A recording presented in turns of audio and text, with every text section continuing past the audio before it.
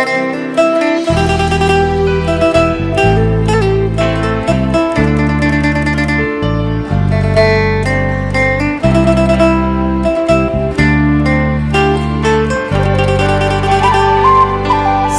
ยแน่นเนื้อคู่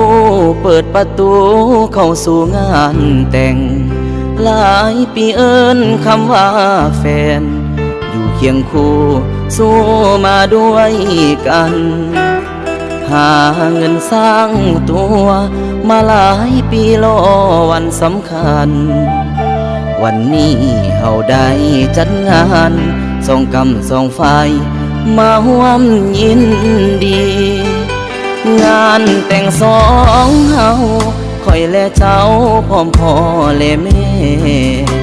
จัดน้อยสามเท่าสี่แก่พอเป็นฮีตพิธีสากลถึงงานบ่ใหญ่แต่อุ่นใจยามได้กอดนอนสองเฮาสิได้หัวมอนตามกฎหมายสามีพันยาเห็นหอยยิ้มน้องวันนี้หอยยิ้มสดใส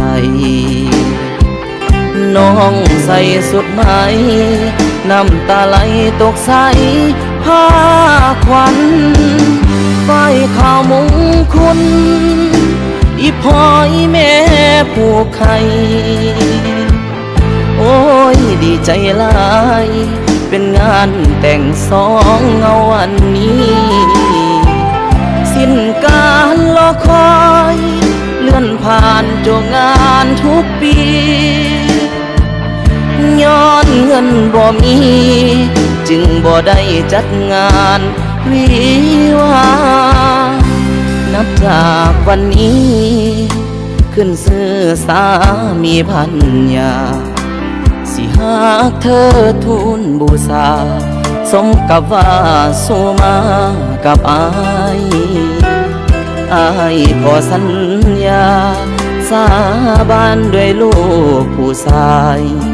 สิบ่เฮ็ดให้น้องห้องให้สิหักหลายๆยอดเท้ายอดทอง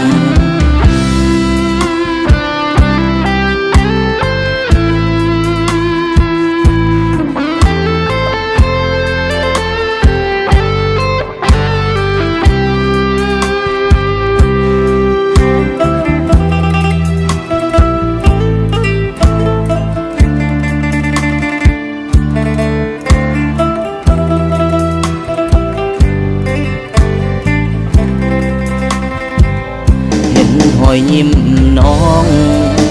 วันนี้หอยยิ้มสดใสน้องใส่สุดไหมน้ำตาไหลตกใสผ้าขวัญฝ้ายข้าวมุงคุณอีพ่อยแม่ผูกไข่โอ้ยดีใจหลายเป็นงานแต่งสองเงาวันนี้สิ้นการรอคอยเลื่อนผ่านจงงานทุกปีย้อนเงินบ่มีจึงบ่ได้จัดงานวิวานับจากวันนี้ขึ้นซื้อสามีพันยาสิหากเธอทูลบูชาสมกับว่าสู้มากับอายขอสัญญาสาบานด้วยลูกผู้ชายสิบ่เฮ็ดให้น้องห้องให้สิหักหลายๆยอดเท้ายอด